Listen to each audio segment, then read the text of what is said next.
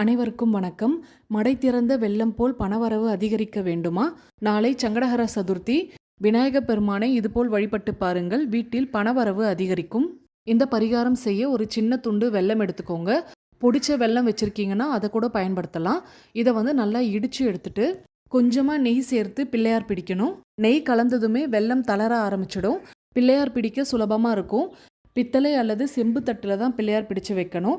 வெள்ளை பிள்ளையாருக்கு சந்தனம் குங்குமம் இட்டு மலர் வைத்து அலங்காரம் செஞ்சுக்கோங்க.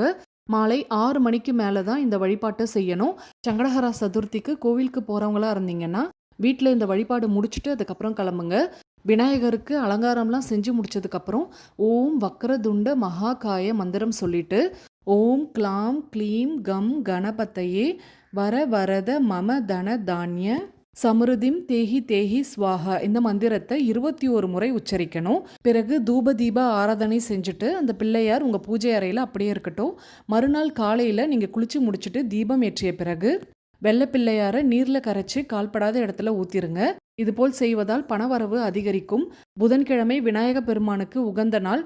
புதனோடு சேர்ந்து வந்திருக்கக்கூடிய இந்த சங்கடஹர சதுர்த்தி அற்புத பலனை கொடுக்கும். இந்த பரிகாரம் முழு நம்பிக்கையோடு செய்து பலன் பெறுங்கள். நல்லதே நடக்கும்.